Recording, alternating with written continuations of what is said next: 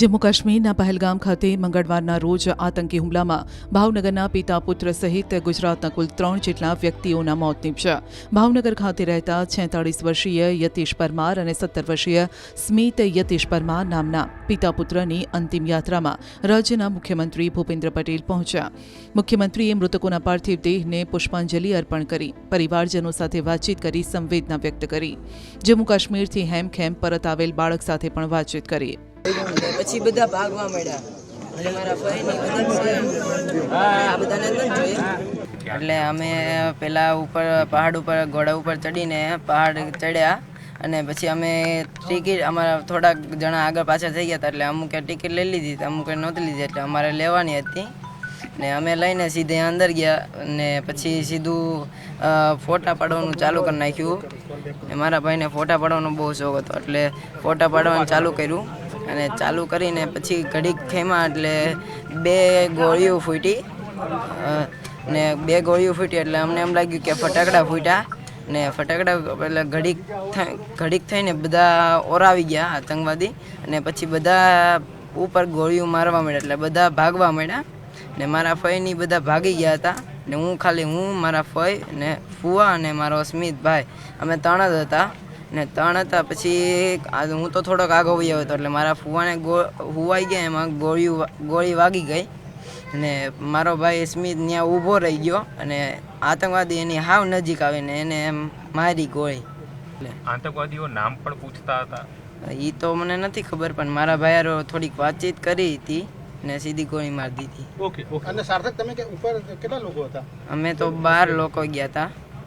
સાથે ગોળીનો અવાજ આવ્યો પછી તે શું રિએક્શન હતું? ભાગ્યા હતા? શું હતું? નહીં, પહેલા તો અમે બધા એમનામ જ ઊભા રહી ગયા. અમને એમ લાગ્યું કે ફટાકડા ફૂટ્યા છે અને પછી ઘડી કરીને હાવ નજીક આવીને મારવા માંડ્યા બધાને.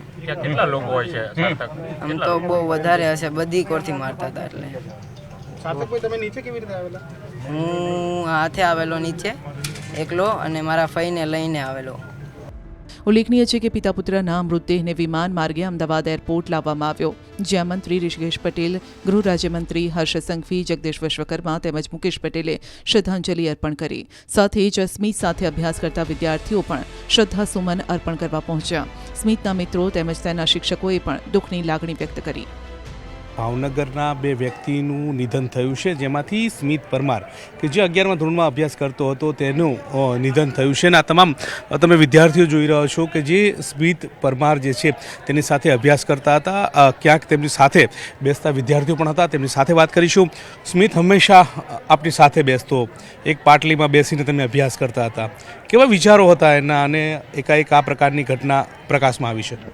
એને આર્મીમાં જવાનો બહુ શોખ હતો, તે એની માટે મહેનત પણ કરતો હતો. એને દેશ માટે કંઈક કરવું હતું, બહુ ખૂબ ઈચ્છા હતી અને કોઈ દિવસ કોઈ મિત્રને આમ એકલાપણાનો અહેસાસ નથી થવા દીધો અને હંમેશા પોઝિટિવ વાતો જ કરતો કે મારે આર્મીમાં જવું છે, મારી આ ઈચ્છા છે, દેશ માટે કંઈક કરવું છે અને આમ બહુ સારો એવો વ્યક્તિ હતો.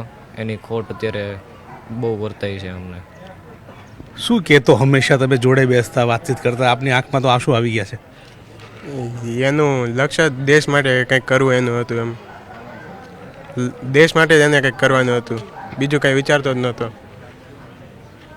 શું વાતો કરતા તમે જ્યારે અભ્યાસ કરતા, જોડે બેસતા ત્યારે? જ્યારે અભ્યાસ કરતા સાથે ત્યારે દેશભક્તિની મળીને વાતો કરતા અને એની માટે ખૂબ તૈયારી પણ કરતો. આર્મીમાં જવા માટે સવારે રનિંગ કરવા જતો અને ખૂબ પોઝિટિવ હતો.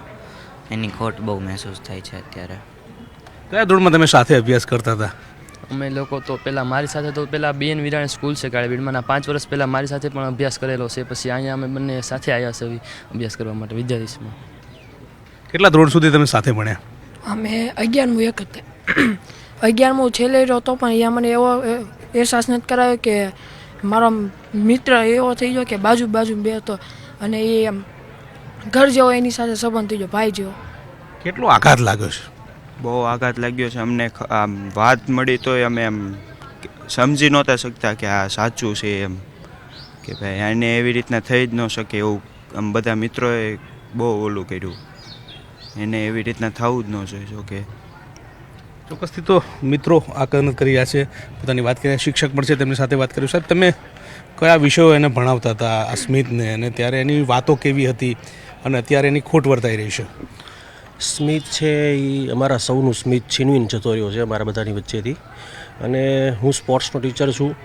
એની જે ઈચ્છા હતી મિલિટરીમાં જવાની, સતત એ પ્રવૃત્તિશીલ રહેતો, અભ્યાસની સાથે સાથે એ એક્સ્ટ્રા ક્લાસીસ પણ કરતો. સંસ્થામાંથી જે કંઈ એને કામ સોંપવામાં આવે એ તમામ પ્રકારના કાર્યો કરતો. એક શિક્ષકની પડખે ઊભો રહીને શાળાના કોઈ પણ કાર્યક્રમો હોય એમાં એ એક સહાયક તરીકે અમારી પડખે ઊભો રહેતો. પછી સ્પોર્ટ્સનો ઇવેન્ટ હોય, એન્યુઅલ ફંક્શન હોય, પ્રવાસ હોય, નાના વિદ્યાર્થીઓને સપોર્ટ કરવો, એના મિત્રોને સપોર્ટ કરવો, એક પરિવાર જેવો માહોલ જે છે એ શાળાની અંદર એણે ઊભો કર્યો હતો. અને આ જે એક સમાચાર અમે સાંભળ્યા અને અમે સૌ સ્તબ્ધ થઈ ગયા કે આ કઈ રીતે બની શકે. એટલે અમને ખૂબ સૌને દુઃખ છે કે ચોક્કસથી તો જે વિદ્યાર્થીઓ છે, શાળાના શિક્ષકો જે છે તે આઘાતમાં સરી પડ્યા છે કે જે પ્રકારની ઘટના પ્રકાશમાં આવી છે અને તેને લઈને તેમનો કોઈ વિદ્યાર્થી ગુમાવ્યો છે, તો કોઈ પોતે મિત્ર જે છે તે ગુમાવ્યો છે અને તેનો રંજ જે છે તે આજે જોવા મળી રહ્યો છે. તો કેન્દ્રીય રાજ્યમંત્રી નીમુબેન બામણિયા અને સરકારના કેબિનેટ મંત્રી કુંવરજી બાવળિયા સહિત ભાજપના નેતાઓ મૃતકોના પરિવારજનોને સાંત્વના પાઠવવા માટે પહોંચ્યા. મૃતકોના જે ડેડ બોડી જે છે તેમને સ્મશાન યાત્રા ખાતે લવાયા છે. તમામ ભારતીય જનતા પાર્ટીના નેતાઓ જે છે તે પણ આ દુઃખમાં સહભાગી થઈ રહ્યા છે. ખુદ કેન્દ્રીય રાજ્યમંત્રી જે છે નીમુબેન બામણિયા તે પણ જોડાયા છે. બેન, કેટલું દુઃખ આ પ્રકારની ઘટના ઘટે છે. આખું ભાવનગર અત્યારે હાલ આ એક જ આકરણ કરી રહ્યું છે કે આવી ઘટના ફરીવાર પ્રકાશમાં ના આવી જોઈએ. જમ્મુ કાશ્મીરના પહલગામમાં પર્યટકો પર જે આતંકી હુમલો થયો છે એ ખૂબ અત્યંત દુઃખદ ઘટના છે, અમાનવીય કૃત્ય છે, નિંદનીય છે. 26 લોકોના આ હુમલાથી મૃત્યુ થયા છે, અનેક લોકો ઘાયલ થયા છે. અમારા ભાવનગરમાં પણ એક ગ્રુપ ગયું હતું 20 લોકોનું. એની અંદર 2 યતીશભાઈ અને સ્મિતભાઈ એમનું મૃત્યુ થયું છે. અને એનો શોક શબ્દોમાં વર્ણી ન શકાય. પરિવારને જોઈને પણ હૃદય એટલું દ્રવી ઉઠ્યું છે કે આવું કૃત્ય, અમાનવીય કૃત્ય ક્યારેય કરાય નહીં. અને ભાવનગરના સૌ અમારા ધારાસભ્યો અને આજે આ સ્મશાન યાત્રામાં અમારા ગુજરાતના મુખ્યમંત્રી ભૂપેન્દ્રભાઈ પટેલ પણ જોડાયા છે. ધારાસભ્યો સૌ પદાધિકારી ભારતીય જનતા પાર્ટીના આ સ્મશાન યાત્રામાં જોડાયા છે. એમને પ્રભુ પાસે પ્રાર્થના કરું કે એના આત્માને શાંતિ આપે. બેન, આ ઘટના જ્યારથી બની છે ત્યારથી તમે પરિવાર જડો સાથે સતત સંપર્કમાં છો. શું વાર્તાલાપ થતો હતો તમારી વચ્ચે, એમની વચ્ચે, અને તેઓ શું કહેતા હતા? અને કાલે જે પ્રમાણે ડેડ બોડી મોડી રાત્રે અહીંયા આવી, આજે અંતિમ યાત્રા માટે લઈને આવ્યા છું. જમ્મુ કાશ્મીરના પહલગામમાં જ્યારે આ આતંકી હુમલો થયો અને ત્યારે મને 5 વાગ્યાની આજુબાજુ માહિતી આ લોકો સાથે કોન્ટેક્ટ થયો. અમારા ભાવનગરના 20 લોકોનું ગ્રુપ એક હોમસ્ટેમાં એમને ત્યાં રાખ્યું હતું.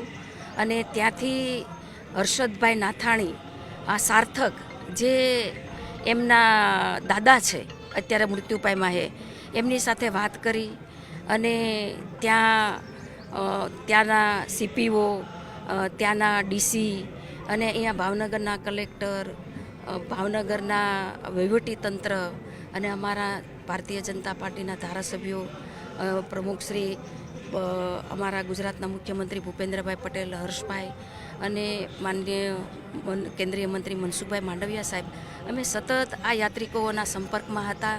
એમને ક્યાંય મુશ્કેલી ન પડે એના માટે સતત અમે કોન્ટેક્ટમાં હતા. રાતના 2 વાગ્યા સુધી તો મારે છેલ્લે આ પરિવાર સાથે વાત થઈ અને મને માહિતી મળી કે એમનું ડેથ થયું છે. અને યાત્રિકોને પણ જમવાની કે ચા પાણીની આ બધી વ્યવસ્થા મારા કેન્દ્રીય મંત્રાલયના અધિકારીઓને પણ મેં તરત જ ત્યાં મોકલી દીધા. એને વધારે ને વધારે સથવારોને હિંમત આપી અને આ જે ઘટના બની છે એમાં વહેલી તકે એ લોકો પહોંચે એવા પ્રકારનું અમે તમામ લોકો આયોજન કરી રહ્યા. બેન, કેન્દ્ર સરકારે પણ એક્શન મોડમાં આવી ચૂકી છે અને સારા નિર્ણયો પણ કરવામાં આવ્યો છે. ફરી આવી ઘટના ના બને એના લઈને તમારું શું કહેવું છે? આદરણીય વડાપ્રધાન શ્રી નરેન્દ્રભાઈ મોદી સાહેબે સૌનો સાથ સૌના વિકાસના મંત્રને લઈ આ દેશને એક સંદેશો આપ્યો છે. દરેક સમાજ, ધર્મ, જ્ઞાતિ, એના દરેક વર્ગનો, નાનામાં નાના પછાત અને પીડિત લોકોનો પણ વિકાસ થાય એ પ્રકારે જ્યારે સરકાર કામ કરી રહી હોય, આવડો મોટો સંદેશો હોય, સૌનો સાથ સૌનો વિકાસના મંત્રને લઈ સરકારની અનેક યોજનાઓ આજે લોકોને મળી રહી છે, ત્યારે આ ઘટના જે ખાસ કરીને પર્યટકો ઉપર જ્યારે એ આનંદ ઉલ્લાસથી પોતાના સેલ્ફી ખેંચતા હોય, જેના લગ્ન થયા હોય અને તરત જ એ 6 દિવસમાં અઠવાડિયામાં એક કાશ્મીરને મિની સ્વિટ્ઝરલેન્ડ માનીને જે પ્રવાસ માટે જતા હોય એનો આનંદ અપાર હોય છે, ત્યારે આવી ઘટના બનતી હોય એ આ ઘટના અસહ્ય, દુઃખને અમાનવીય આ કૃત્ય કહેવાય. લોકોને જ્યારે પર્યટકો જ્યારે કોઈ સ્થળે વધારે વધારે આવતા હોય ત્યારે પર્યટકોને કોઈ મુશ્કેલી ન પડે, આપણી આ રોજીરોટી છે, આપણી ભાવિ પેઢીનું ઉજ્જવળ ભવિષ્ય છે, એ વિચાર કરીને લોકોએ સાથ સહકાર આપવો જોઈએ. ચોક્કસથી તો લોકોએ પણ સાથ સહકાર આપવો જોઈએ અને સરકારે પણ મહત્વના નિર્ણયો જે છે તે સમગ્ર ઘટના બાદ કરવામાં આવ્યા છે અને તેને તેઓ આવકાર પણ દાયક ગણી રહ્યા છે. કેમેરાપર્સન ખેંગાર રાઠોડ સાથે ગૌતમ શ્રીમાળી, ન્યૂઝ 18 ગુજરાતી, ભાવનગર.